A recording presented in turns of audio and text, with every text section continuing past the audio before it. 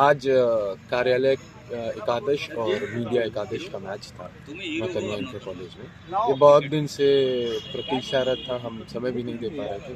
आज सब लोगों ने समय दिया, एक बेहतरीन खेल का प्रदर्शन दोनों टीमों ने किया और हम बधाई देना चाहेंगे मीडिया 11 को। उन्होंने बहुत अच्छा मैच खेला और वो जीते।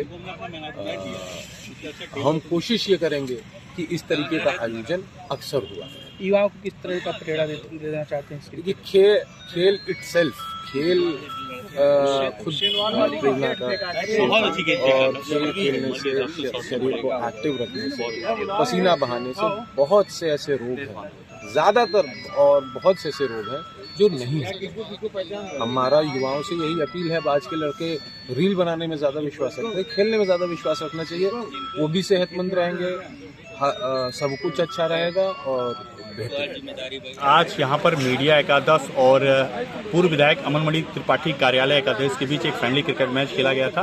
20-20 ओवर का मैच था और ये कहीं न कहीं ये पिछले साल भी ये टूर्नामेंट हुआ था और मीडिया ने जीत दर्ज की थी और एक बार फिर मीडिया टीम ने यहाँ पर बुरी तरीके से कार्यालय एकादश को यहाँ पे हराने का काम किया है।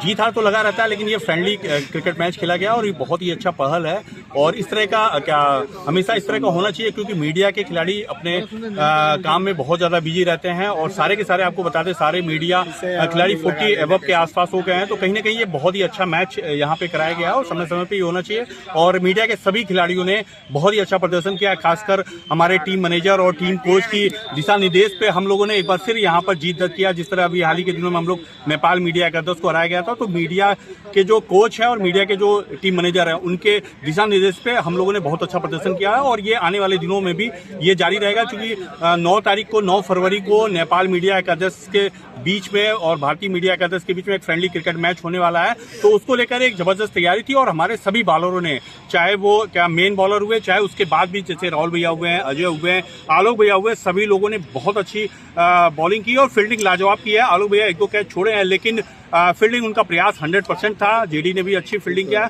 बाकी सारे खिलाड़ियों ने बहुत अच्छा किया है। तो मैं सभी को एक बार फिर से दिल से धन्यवाद देता हूं। बिल्कुल उनको देखना चाहिए कि जिस तरह मीडिया के अपना काम करते हुए और 40 के एबव है, उसके बाद ही फिजिकली फिट है और खेल रहे हैं, तो कहीं ना कहीं उनको देखना चाहिए और युवाओं के लिए एक प्रेरणा का काम होगा कि जिस तरह हम लोग खेल रहे हैं उस तरह युवा भी आगे आए और कम से कम नौतनवा का नाम रोशन करे। जिस तरह उनको प्लेटफॉर्म मिल रहा है, उनको नौतनवा का नाम, और जाहिर सी बात है वो करेंगे भी, हम लोग को विश्वास है।